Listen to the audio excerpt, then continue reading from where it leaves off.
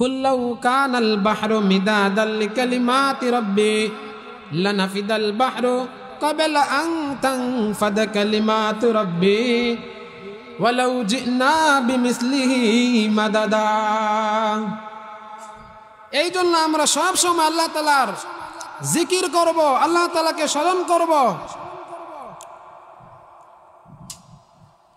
আল্লাহ তাআলা এই ফিতনা ফাসাদের জামানায় বর্তমানে চলতেছে হিন্দুদের পূজা অনুষ্ঠান। আজকে আমাদের সমাজে দেখা যায় কতক মুসলমান হিন্দুদের যত পূজা আছে, যত অনুষ্ঠান আছে, সবগুলো অনুষ্ঠানে মুসলমানদেরকে দেখা যায়। বলেন ঠিক না বেঠিক?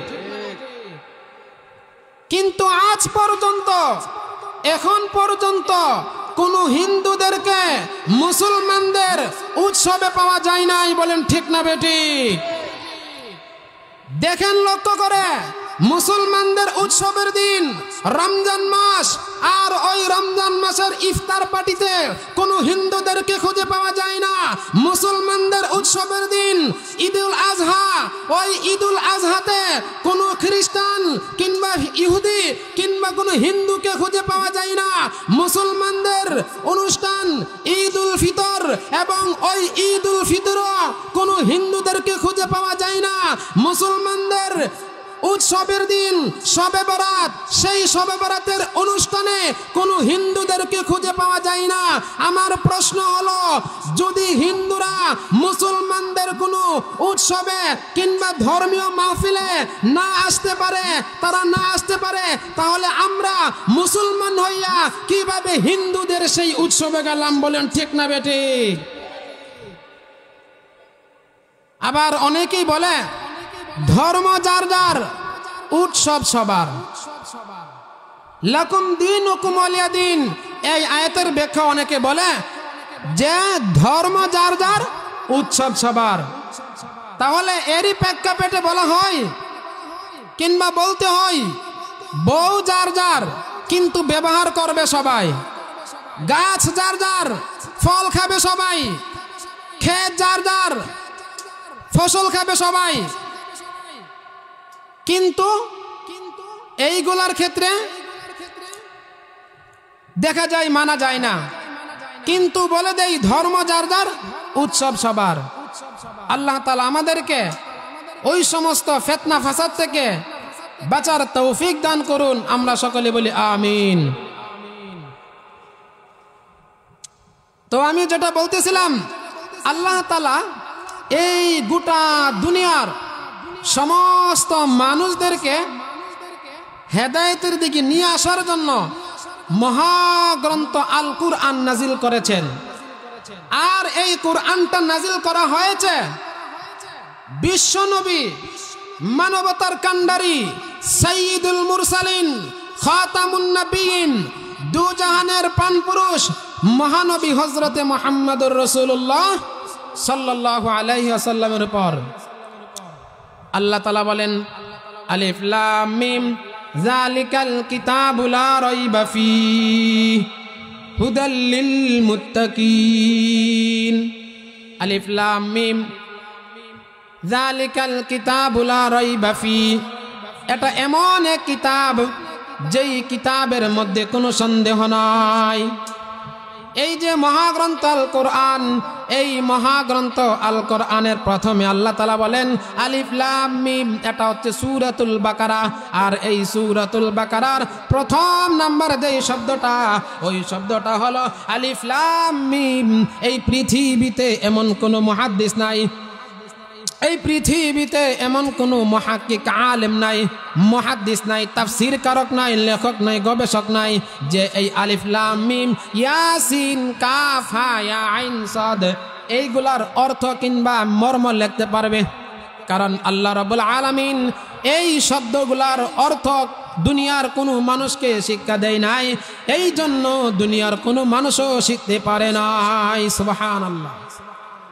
আল্লাহ বলেন যালিকাল কিতাবু লা রাইবা ফীহি হুদাল লিল মুত্তাকিন, এটা এমন এক কিতাব এই কিতাবে কোনো সন্দেহ নাই। লা রাইবা ফিহি আই ইয়ানি লা শাক্কা ফিহি, এই কোরআনের মধ্যে কোনো সন্দেহ নাই।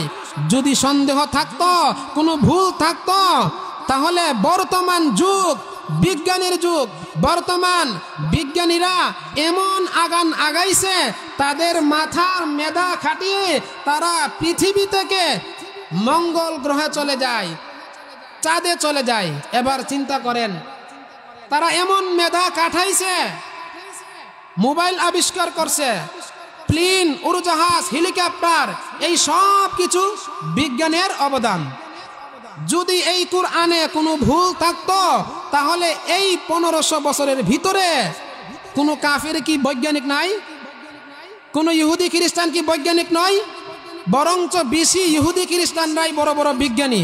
ওই সমস্ত বিজ্ঞানীরা তারা এই কোরআনে ভুল ধরে দেখিয়ে দিত, কারণ এই কোরআনে ভুল নাই বিধায় তারা ভুল ধরতে পারে নাই। ঠিক না বেঠিক?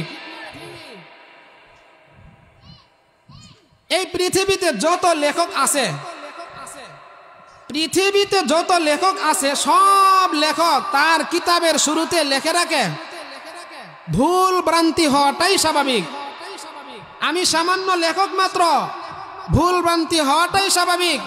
যদি কোনো পাঠকের সামনে ভুল ধরা পড়ে, তাহলে ক্ষমা সুন্দর দৃষ্টিতে দেখবেন এবং মার্জনা করিয়ে দিবেন।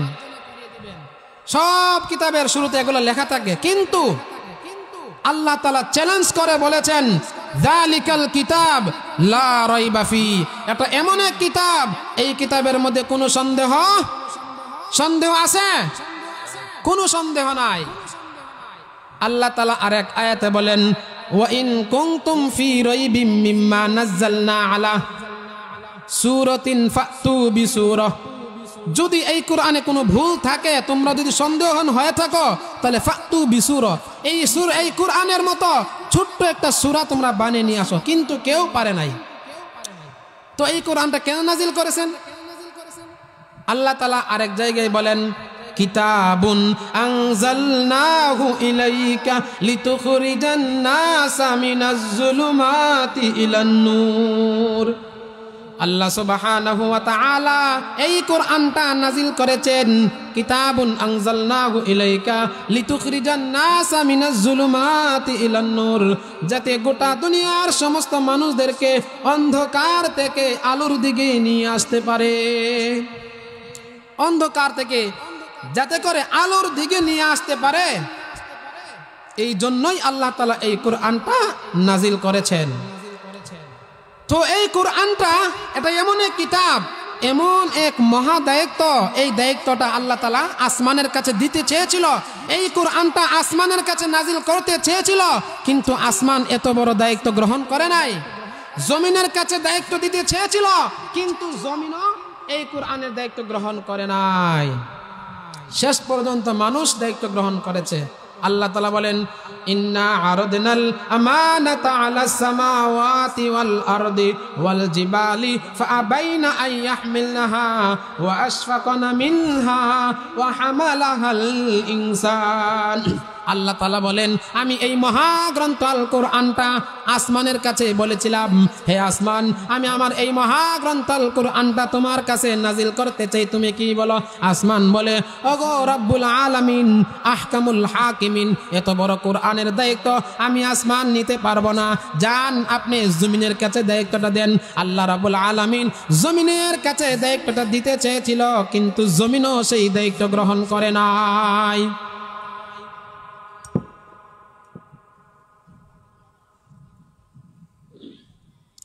আসমান দায়িত্ব গ্রহণ করে নাই। ইন্না আরাদনাল আমানাতা আলাস সামাওয়াতি ওয়াল আরদ ওয়াল জিবালি ফাআবাইনা আন ইয়াহমিলনাহা ওয়া আশফাকনা মিনহা ওয়া হামালাহাল ইনসান। শেষ পর্যন্ত মানুষ এর দায়িত্ব গ্রহণ করলো, বলি সুবহানাল্লাহ। আল্লাহ তাআলা বলেন, আলহামদুলিল্লাহিল্লাযী খালাকাস সামাওয়াতি ওয়াল আরদ। আল্লাহ তাআলা এমন এক সত্তা, ইন্নাল্লাহা আলা কুল্লি শাইইন কাদির। আল্লাহু লা ইলাহা ইল্লা হুয়াল হাইয়ুল কাইয়্যুম। আল্লাহ তাআলা এমন এক সত্তা, তিনি চিরঞ্জীব। আল্লাহ তাআলা চিরঞ্জীব, হাইয়ুল কাইয়্যুম।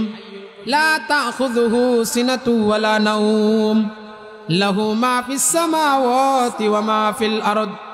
আল্লাহ তাআলার কোনো ঘুম নাই, আল্লাহ তাআলাকে ত্রন্দাও পাকড়াও করে না। এই জন্য আল্লাহ তাআলা বলেন, আল্লাহু লা ইলাহা ইল্লা হুয়াল হাইয়ুল কাইয়্যুম। আল্লাহ তাআলা হচ্ছেন হাইয়ুল কাইয়্যুম।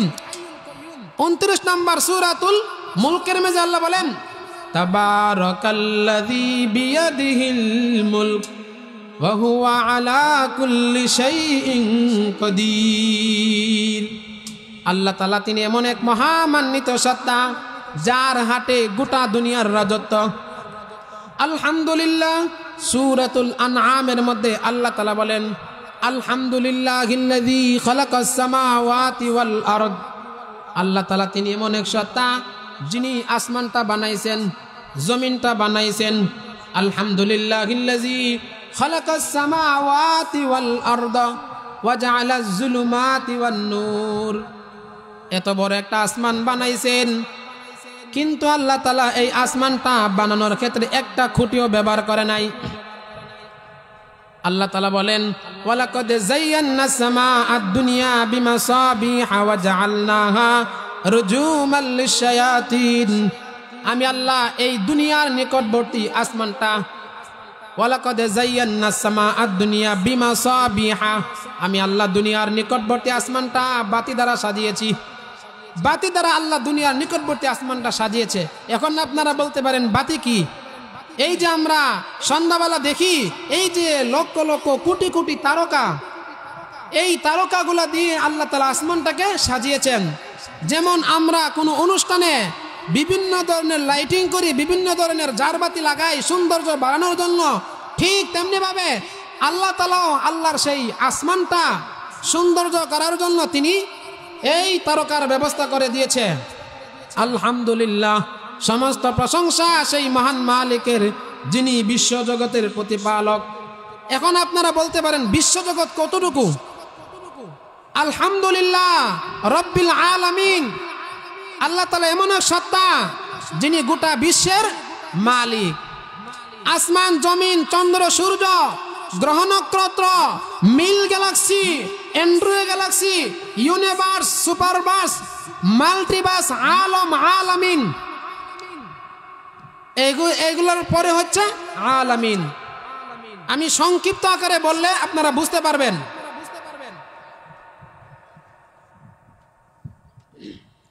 এই যে গোটা পৃথিবীটা, এই গোটা পৃথিবীটাকে বলা হয় একটা গ্রহ।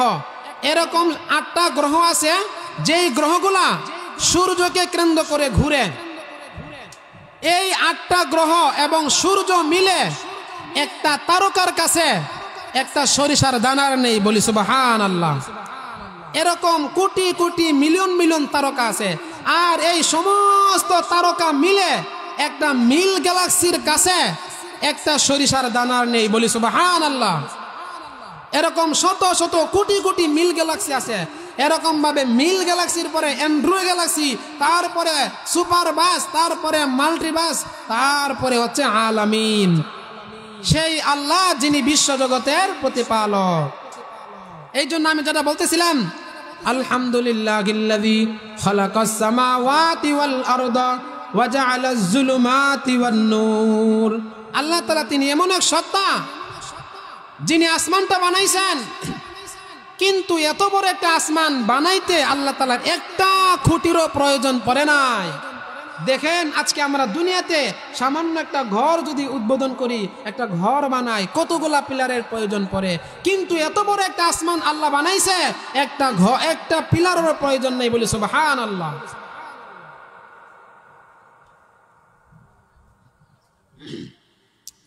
খালাকাস সামাওয়াতি ওয়াল আরদা ওয়া জাআলাজ যুলুমাতি ওয়ান নূর। আল্লাহ তাআলা আমাদেরকে দিন দিয়েছেন এবং রাত্র দিয়েছেন। দিন দিয়েছেন, কেন দিন দিয়েছেন? আমরা দিনে কি করি? দিনের বেলা আমরা সারা দিন কাজ করি।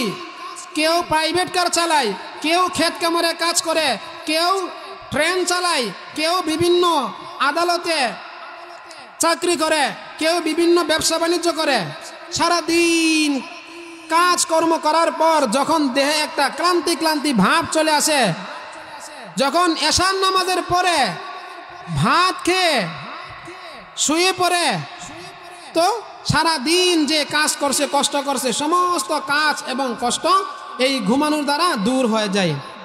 এই জন্য আল্লাহ বলেন ওয়াজআলনান নাহারা মাআশা, আমি আল্লাহ তাআলা দিবস দিয়েছি, আমি আল্লাহ তাআলা দিন দিয়েছি মানুষ যাতে জীবিকা উপার্জন করতে পারে। ওয়াজআলনাল লাইলা লিবাসা, আর আমি আল্লাহ রাত্র দিয়েছি যাতে করে মানুষ তার সারাদিন কাজকর্ম করার পর যে ক্লান্তি ক্লান্তি ভাব আসবে, ওই ক্লান্তি ক্লান্তি কষ্ট দূর করার জন্য আমি রাত্র দিয়েছি। রাত্রে যখন ঘুমিয়ে যায়, ঘুমানোর পরে ঘুম থেকে ওঠার পর আবার সেই নতুনভাবে কাজকর্ম শুরু করে। হুয়াল্লাযী খালাকাকুম মিন তিনিন সুম্মা কাদা আজালা ওয়া আজালুম মুসাম্মান সুম্মা আনতুম তামতারুন। এই আল্লাহ তাআলার প্রশংসা করে আল্লাহ তাআলা বলতেছেন, হে দুনিয়ার মানুষ, আজকে তোমরা অহংকার করো, আজকে তোমরা দাম্ভিকতা দেখাও, আমি আল্লাহ তাআলা তোমাদেরকে কোন জিনিস থেকে সৃষ্টি করেছি? হুয়াল্লাযী খালাকাকুম মিন তিনিন সুম্মা কাদা আজালা। আল্লাহ তাআলা দুনিয়ার প্রত্যেকটা মানুষকে তিনি একটা নাপাক পানি থেকে সৃষ্টি করছেন। মিন নুতফা, নুতফা বলা হয় একটা নাপাক পানি, ওই নাপাক পানি থেকে আল্লাহ তাআলা সৃষ্টি করছেন। মিনহা খালাকনাকুম ওয়া ফিহা নুঈদুকুম ওয়া মিনহা নুখরিজুকুম তারাতান উখরা। আল্লাহ তাআলা বলেন, আমি আল্লাহ দুনিয়ার সমস্ত মানুষদেরকে এই মাটি থেকে সৃষ্টি করছি, এবং আবার আমি আল্লাহ এই মাটিতেই প্রত্যেকটা মানুষকে ফিরিয়ে নিয়ে আসব, আবার এই মাটি থেকে আবার তোলা হবে। আল্লাহ সূরাতুন নিসার মধ্যে বলেন, ইয়া আইয়ুহান নাসু তাকু রাব্বাকুমুল্লাযী খালাকাকুম মিন নাফসিন ওয়াহিদা। হে দুনিয়ার মানুষ, তোমরা তোমাদের ওই রবকে ভয় করো যেই রব তোমাদেরকে এক সত্তা থেকে সৃষ্টি করেছেন। এক সত্তা মানে কি? আল্লাহ তাআলা সর্বপ্রথম আদম আলাইহিস সালামকে বানাইলেন। আদম আলাইহিস সালামকে বানানোর পর এই আদম আলাইহিস সালাম হচ্ছেন এক সত্তা। ইয়া আইয়ুহান নাসু তাকু রাব্বাকুমুল্লাযী, আল্লাহ তাআলা তোমাদেরকে এক সত্তা থেকে বানিয়েছেন। ওয়া খালাকা মিনহা যাওজাহা, তারপরে আল্লাহ তাআলা জোড়া সৃষ্টি করে দিয়েছেন। আল্লাহ তাআলা এক একজনকে প্রত্যেকটা জিনিসের জোড়া রয়েছে। মানুষের যেমন জোড়া রয়েছে, গাছপালারও জোড়া রয়েছে, এরকম ভাবে পশু পাখিরও জোড়া রয়েছে। ওয়া খালাকা মিনহা যাওজাহা ওয়া আনজালা লাকুম মিনাস সামা। তারপর আল্লাহ বলেন, ওয়া বাসসা মিনহুমা রিজালান কাসীরা ওয়া নিসা। এই দুইটা জোড়া থেকে আমি আল্লাহ বহু নারী এবং পুরুষকে সৃষ্টি করেছি। তো আল্লাহ তাআলা যে এই দুনিয়াতে মানুষ সৃষ্টি করেছেন, এই সমস্ত মানুষদেরকে আল্লাহ তাআলা সত্যের পথে চলার জন্য আল্লাহ তাআলা দুনিয়াতে পাঠাইলেন আমাদের নবীকে। আর আমাদের রাসূল সাল্লাল্লাহু আলাইহি ওয়াসাল্লাম দুনিয়াতে এসে যারা জাহিলি যুগে অন্ধকারে লিপ্ত ছিল, যারা অন্ধকারে নিমজ্জিত ছিল, ওই সমস্ত লোকদেরকে আল্লাহ তাআলা দ্বীনের পথে নিয়ে আসার জন্য আমাদের রাসূল সাল্লাল্লাহু আলাইহি ওয়াসাল্লামকে তিনি দুনিয়াতে আগমন করাইলেন। আল্লাহ বলেন, ওয়া মা আরসালনাকা ইল্লা রাহমাতাল লিল আলামিন। আমি আল্লাহ রাব্বুল আলামিন আমার হাবিব মুহাম্মদুর রাসূলুল্লাহ সাল্লাল্লাহু আলাইহি ওয়াসাল্লামকে দুনিয়াতে পাঠাইছি একমাত্র আমি আল্লাহ রহমত হিসাবে, যাতে করে তিনি দুনিয়াতে এসে সমস্ত জুলুম, শিরিক, বেদাত দূর করে দ্বীন কায়েম করতে পারে। কিন্তু রাসূল যখন নবুয়ত প্রাপ্ত হন, রাসূল নবুয়ত প্রাপ্ত হওয়ার পর রাসূলের শত্রু বেড়ে যায়। রাসূল যখন নবুয়ত প্রাপ্ত হন, নবুয়ত প্রাপ্ত হওয়ার সঙ্গে সঙ্গে রাসূলের শত্রু বেড়ে যায়। যখন রাসূল নবুয়ত প্রাপ্ত হওয়ার পরে দ্বীনের প্রচার প্রসার শুরু করে দিয়েছেন, দ্বীনের প্রচার প্রসার শুরু করা মাত্রই কাফেররা রাসূলের শত্রু হয়ে গেল, রাসূলের আপন চাচা রাসূলের শত্রু হয়ে গেল। আল্লাহ তাআলা বলেন, ইউরিদুনা লিইউতফিউ নূরাল্লাহি বিআফওয়াহিহিম ওয়াল্লাহু মুতিম্মু নূরিহি ওয়ালাউ কারিহাল কাফিরুন। কাফেররা চায়, ইউরিদুনা লিইউতফিউ নূরাল্লাহ, আল্লাহ তাআলার নূরকে, কাফেররা চায় আল্লাহ তাআলার দ্বীনকে তারা তাদের মুখের ফু দ্বারা উড়িয়ে দিতে চায়। ইউরিদুনা লিইউতফিউ নূরাল্লাহি বিআফওয়াহিহিম ওয়াল্লাহু মুতিম্মু নূরিহি ওয়ালাউ কারিহাল কাফিরুন। কাফেররা তাদের মুখের ফু দ্বারা দ্বীনকে তারা ধূলিসাৎ করে দিতে চায়।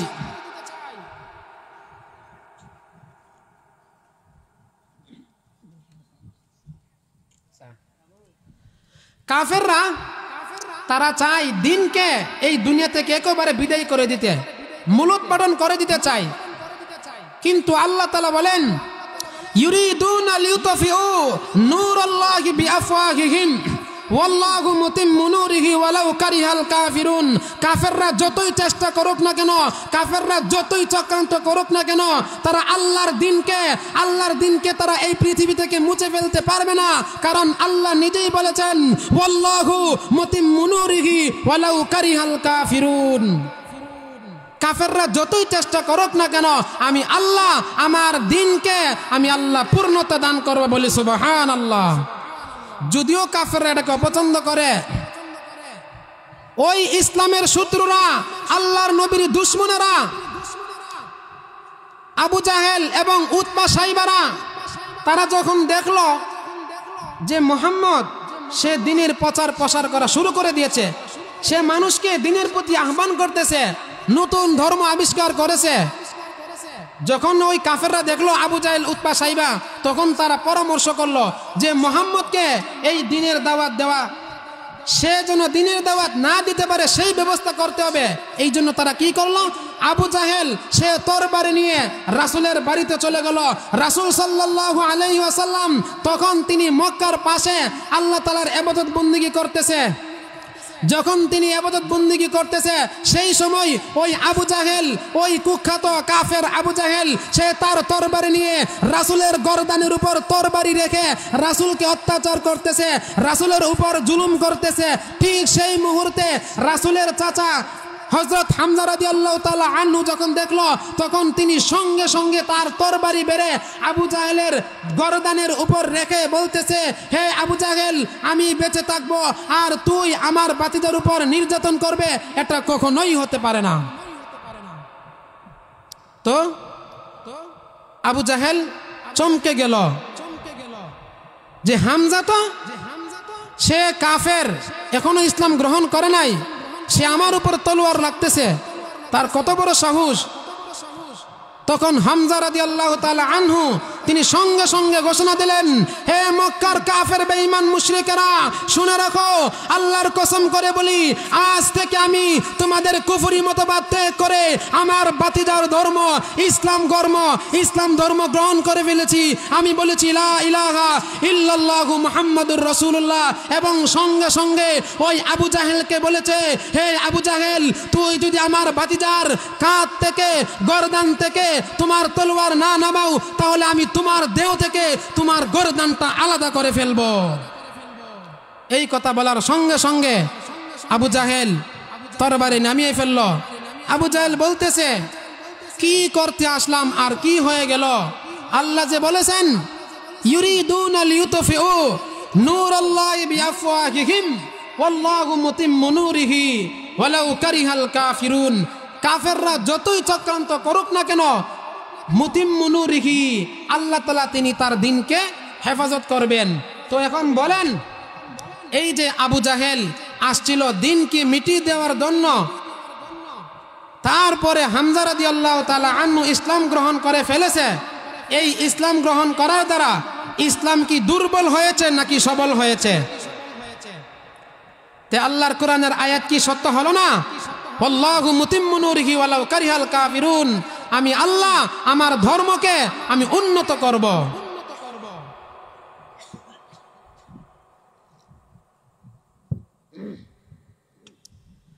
তো এরকম ভাবে অনেক দিন কেটে গেল। অনেক দিন চলে যাওয়ার পরে কাফেররা সিদ্ধান্ত করলো যে এখন কি করা যায়। আমরা তো চেয়েছিলাম যে মুহাম্মদকে যদি আমরা ক্ষতবিক্ষত করতে পারি, আমরা যদি মুহাম্মদকে একটু তার উপর বেশি জুলুম করতে পারি, হয়তো সে ইসলাম প্রচার করা বন্ধ করে দিবে, সে আর দিনের দাওয়াত দিবে না। কিন্তু এখন তো দেখলাম হামজার মতো ব্যক্তি ইসলাম গ্রহণ করে ফেলছে। কিছুদিন পার হয়ে গেল। কিছুদিন পার হওয়ার পরে মক্কার বড় বড় লিডাররা আবার তারা বৈঠকে বসলো, পরামর্শে বসলো। পরামর্শ বসার পর তারা সিদ্ধান্ত গ্রহণ করলো এখন আর মুহাম্মদকে বাঁচতে দেওয়া যাবে না, এখন মুহাম্মদকে দুনিয়া থেকে চির বিদায় করে দিতে হবে। বলে নাউজুবিল্লাহ।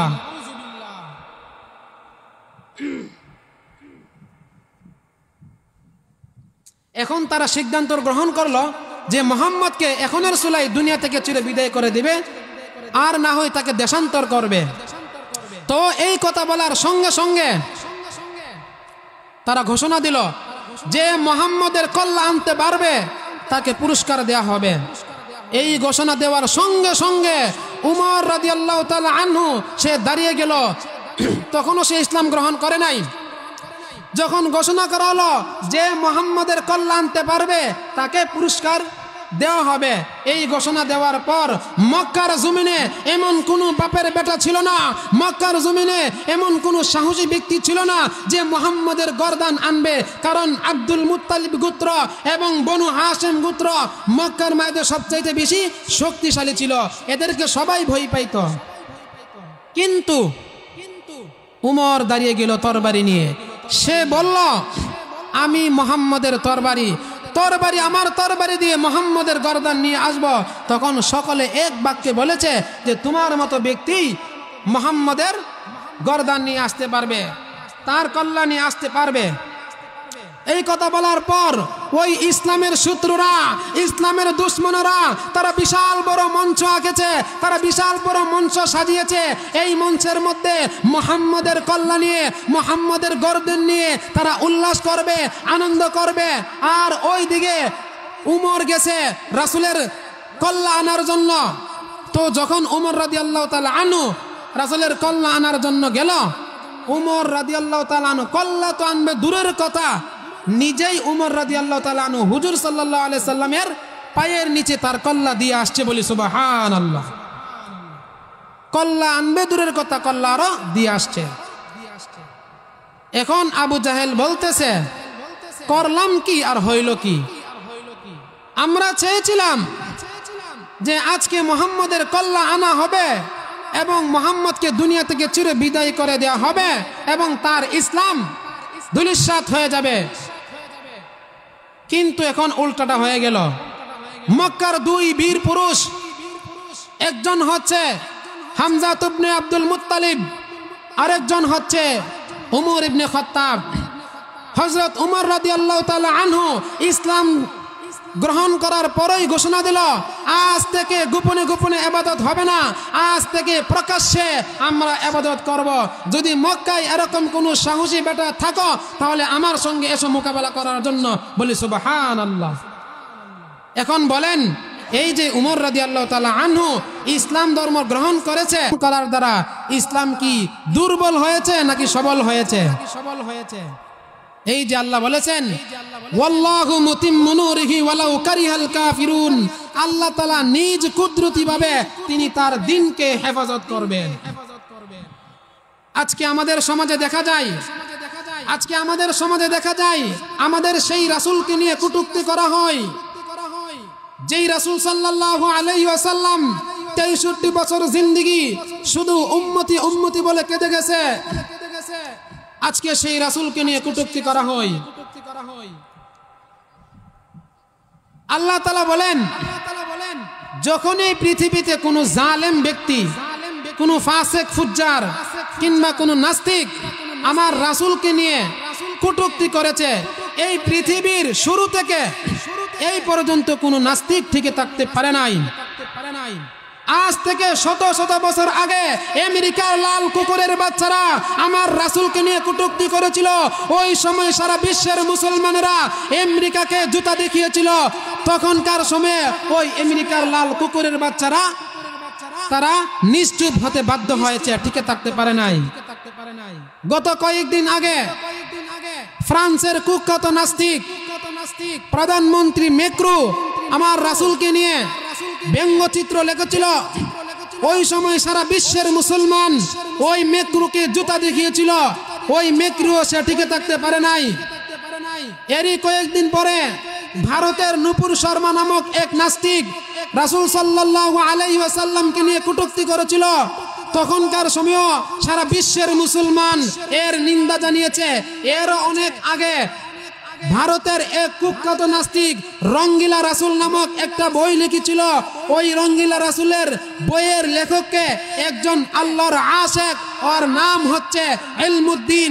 ওই ইলমুদ্দিন সে যখন জানতে পারলো যে তার রাসূলকে নিয়ে রঙ্গিলা রাসূল নামক একটা বই লিখেছে, তখন সে একাই সিদ্ধান্ত গ্রহণ করেছে যে আমি যেভাবেই হোক ওই রঙ্গিলা রাসূলের বইয়ের লেখককে আমি একাই খুন করব, তাকে জাহান্নামে পাঠিয়ে দেব। কয়েকদিন পরে তাকে পুরস্কার দেয়া হবে। মাত্র একদিন আছে, সে আল্লাহর উপর ভরসা করে রওনা হয়ে গেল। ওই রঙ্গিলা রাসূলের লেখককে যখন পুরস্কার দেয়া হবে, পুরস্কারের আগ মুহূর্তে ওই অনুষ্ঠানের মধ্যেই সে বাজ পাখির মতো উড়ে গিয়ে ওই রঙ্গিলা রাসূলের লেখকের ভয়ের লেখককে তারা সরাসরি জাহান্নামে পাঠিয়ে দিয়েছে। বলি সুবহানাল্লাহ। এরকম আল্লাহর রাসূলের আশিক দুনিয়াতে এখনো আছে, আগেও ছিল। যেমন রাসূল সাল্লাল্লাহু আলাইহি ওয়াসাল্লামের জামানায় বদরের ময়দানে উহুদ যুদ্ধের কথা বলি। উহুদ যুদ্ধে যখন রাসূল সাল্লাল্লাহু আলাইহি ওয়াসাল্লাম কাফেরদের মোকাবেলা করার জন্য 1000 সৈন্য নিয়ে তিনি মাঠে গেলেন উহুদের ময়দানের দিকে। যখন তিনি 1000 সৈন্য নিয়ে উহুদের দিকে রওনা হয়ে গেলেন, পথের মধ্যে আব্দুল্লাহ ইবনে উবাই, মুনাফিকের সবচেয়ে বড় সর্দার, ওই আব্দুল্লাহ ইবনে উবাই, ওই মুনাফিকের সর্দার, সে কি করলো? যুদ্ধের ময়দানে যাওয়ার আগ মুহূর্তে সে তার 300 বাহিনী নিয়ে বিচ্ছিন্ন হয়ে যায়। তো রাসূল সাল্লাল্লাহু আলাইহি সাল্লাম মন ভাঙে নাই। 700 সাহাবী নিয়েই তিনি উহুদের ময়দানে রওনা হয়ে গেলেন। উহুদের ময়দানে যাওয়ার পর যুদ্ধ লেগে যায়, প্রাণপণ যুদ্ধ চলতেছে। যুদ্ধের এক মুহূর্তে কাফেরদের একজন লিডার ছিল, কাফেরদের একজন বীর পুরুষ ছিল, ওর নাম হচ্ছে আব্দুল্লাহ ইবনে কামিয়া। ওই আব্দুল্লাহ ইবনে কামিয়ার ওই কুখ্যাত কাফেরের টার্গেট ছিল সে মুহাম্মদকে দুনিয়া থেকে ছেড়ে বিদায় করে দেবে বলে নাউজুবিল্লাহ। তার টার্গেট অনুযায়ী সে কি করলো? মুহাম্মদকে খুঁজতে লাগলো। হঠাৎ সে মুহাম্মদকে খুঁজে পেয়ে গেল।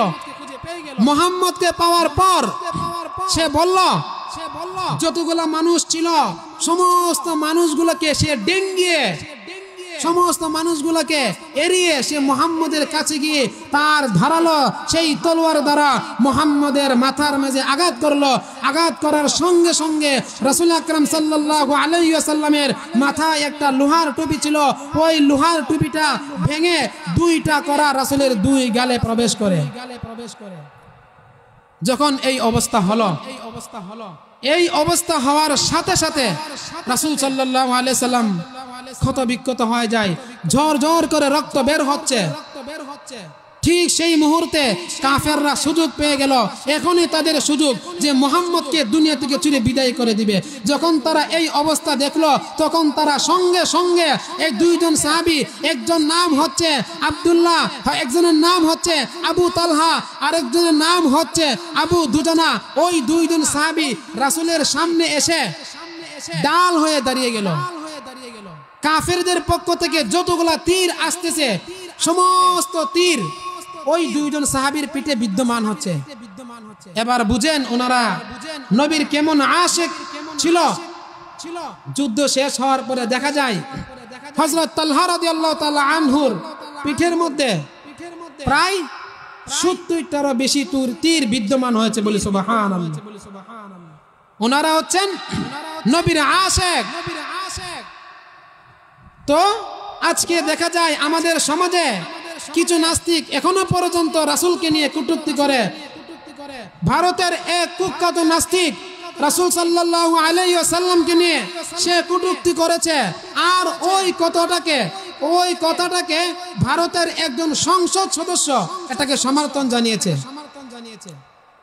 তো এই হলো নাস্তিক। আল্লাহ তাআলা আমাদেরকে নাস্তিক মুক্ত বাংলাদেশ গড়ার তৌফিক দান করুক, সকলে বলে আমিন। আজকে আমাদের বাংলাদেশে দেখা যায় কিছুদিন পর পর কিছু নাস্তিক আবির্ভাব হয়। তো আল্লাহ তাআলা কোরআনে কারিমে বলতেছেন, আলাম তারা কাইফা ফাআলা রাব্বুকা বিআসহাবিল ফিল আলাম ইয়াজআল কাইদাহুম ফি তাদলিল ওয়া আরসালা আলাইহিম তায়রান আবাবিল তারমিহিম বিহিজারাতিন মিন সিজ্জিল।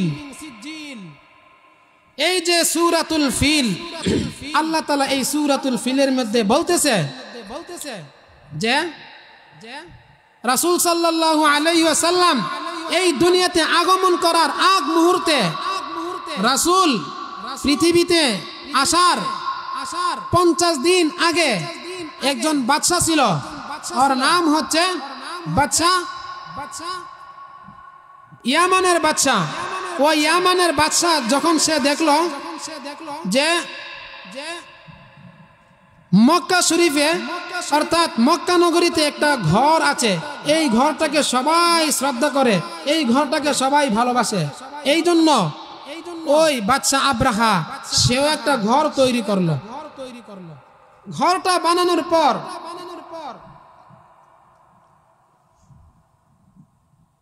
সে ঘোষণা দিল যে তোমরা সকলেই আমার ঘর তাওয়াফ করবে। ঘোষণা দেওয়ার পর কিন্তু কেউ সেই বাদশা আব্রাহার ঘর কেউ তাওয়াফ করে না। একদিন রাত্রে ওই বাদশা আব্রাহামের ঘর রাত্রের বেলা কে যেন বালতি দিয়ে পায়খানা এই বাইতুল্লাহর সামনে রাখে আসছে। বাদশা আব্রাহাম যখন সকালে দেখলো এই অবস্থা, তখন সে নিয়ত করলো যে বাইতুল্লাহর কারণে আমার ঘরকে অপমানিত করা হয়েছে, যে বাইতুল্লাহর কারণে আমার ঘরকে অসম্মানিত করা হয়েছে, আমি ওই ঘর আর রাখবো না। সে তার বিশাল বাহিনী নিয়ে, হস্তি বাহিনী নিয়ে সে চলে আসছে বাইতুল্লাহ ভাঙার জন্য। তো যখন সে বাইতুল্লাহ ভাঙার জন্য নিয়ে আসছে তার হস্তি বাহিনী, তখন আল্লাহ তাআলা বলতেছে, আল্লাহ তাআলা তার সাহায্য ছোট্ট ছোট্ট পাখি পাঠিয়ে দিয়েছে, আর এগুলোকে বলা হয় আবাবিল পাখি। আর ওই আবাবিল পাখি দিয়ে আল্লাহ তাআলা তার বাইতুল্লাহ রক্ষা করেছে। আল্লাহ বলেন, আলাম তারা কাইফা ফাআলা রাব্বুকা বিআসহাবিল ফিল। হে নবী, আপনি স্মরণ করুন, আপনি কি দেখেন নাই আমি আসহাবে ফিলদের সঙ্গে কেমন আচরণ করেছি? আসহাবে ফিলদের সঙ্গে আমি আল্লাহ কেমন আচরণ করেছি? কাইফা ফাআলা রাব্বুকা বিআসহাবিল ফিল আলাম ইয়াজআল কাইদাহুম ফি তাদলিল। তারা চক্রান্ত করেছিল আমার ঘরকে ভাঙার জন্য, আমি আল্লাহ তাদের সেই চক্রান্তকে ব্যর্থ করে দিয়েছি। আল্লাহ কুরআনে কারীমের এক জায়গায় বলেন, ওয়া তুইজ্জু মান তাশা ওয়া তুযিল্লু মান তাশা বিয়াদিকাল খায়র ইন্নাকা আলা কুল্লি শাইইন কাদির। আল্লাহ তাআলা তিনি যাকে ইচ্ছা করেন তাকেই তিনি সম্মান দান করেন, এবং আল্লাহ তাআলা যাকে ইচ্ছা করেন তাকেই তিনি অসম্মানিত করেন। কুলিল্লাহুম্মা মালিকাল মুলকি তুতিল মুলকা মান তাশা ওয়া তানজিউল মুলকা মিম্মান তাশা। আল্লাহ তাআলা যাকে ইচ্ছা করেন তাকে তিনি ক্ষমতা দান করেন, এবং যাকে ইচ্ছা করেন তাকে তিনি ক্ষমতা থেকে বিচ্যুত করে দেন।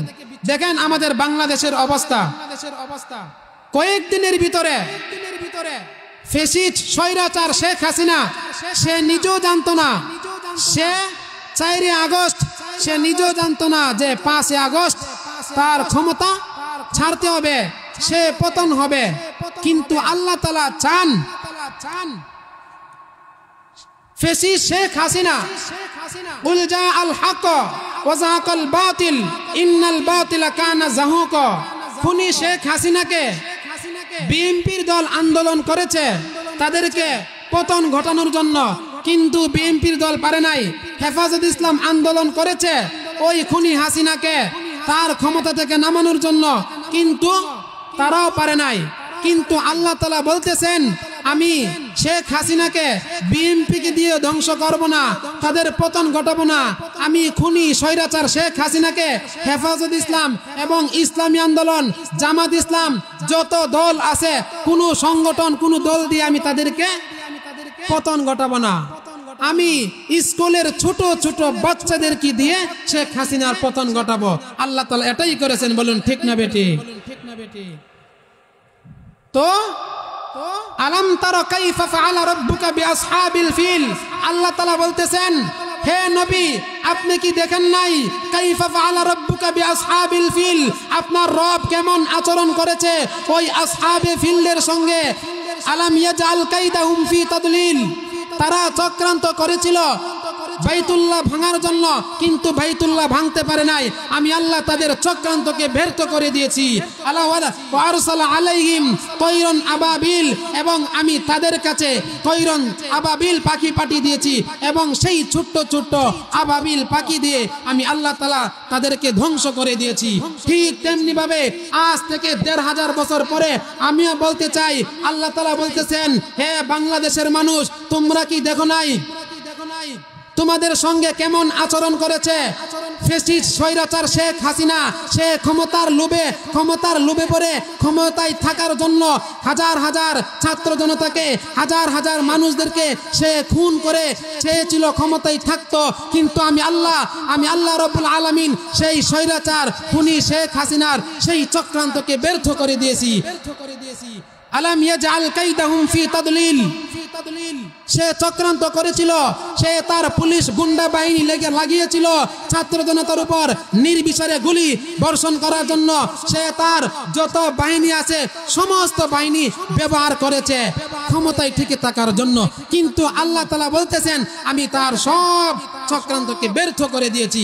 আমি যেমন আবাবিল পাখি দিয়ে, তৈরন আবাবিল এক জাক পাখি দিয়ে যেমন আমার বাইতুল্লাহকে রক্ষা করেছি, ঠিক তেমনি ভাবে আমি বাংলাদেশ স্বৈরাচার মুক্ত এক দেশ গঠন করে দিয়েছি ছোট্ট ছোট্ট ছাত্র জনতাকে দিয়ে। বলি সুবহানাল্লাহ। এই হলো অবস্থা। এই পৃথিবীতে যেখানেই বাতিল জন্মগ্রহণ করেছে, আল্লাহ তাআলা ওই বাতিলের বিরুদ্ধে মোকাবেলা করার জন্য সব সময় হক পাঠিয়ে দিয়েছেন। বাতিল রূপে জন্মগ্রহণ করেছিল যেখানেই, সেখানেই আল্লাহ তাআলা হক পাঠিয়ে দিয়েছেন। আল্লাহ তাআলা বলেন, কুল জাআল হক ওয়া যাহাকাল বাতিল ইন্নাল বাতিলা কানা যাহুকা, বাতিল যেখানেই জন্মগ্রহণ করেছে আমি আল্লাহ সেখানেই হক জন্মগ্রহণ করে দিয়েছি। বাতিল রূপে জন্মগ্রহণ করেছিল নমরুদ, আর আমি আল্লাহ ওই নমরুদের বিরুদ্ধে মোকাবেলা করার জন্য পাঠিয়ে দিয়েছি হযরতে ইব্রাহিম আলাইহিস সালামকে। বলেন ঠিক না বেটি? বাতিল রূপে জন্মগ্রহণ করেছিল ফেরাউন, আর ওই ফেরাউনের বিরুদ্ধে মোকাবেলা করার জন্য আমি আল্লাহ তাআলা পাঠিয়ে দিয়েছি হযরতে মূসা আলাইহিস সালামকে। বাতিল রূপে জন্মগ্রহণ করেছিল ওই ইংরেজদের দালালরা, আর ওই ইংরেজদেরকে ধ্বংস করার জন্য আল্লাহ তাআলা পাঠিয়ে দিয়েছেন মুজাদ্দিদে আল ফেসানি, হুসাইন আহমদ মাদানী, শাহ ওয়ালিউল্লাহ মুহাদ্দিসে দেহলভী, সৈয়দ আহমদ শহীদ, ওনাদের মতো ব্যক্তিদেরকে।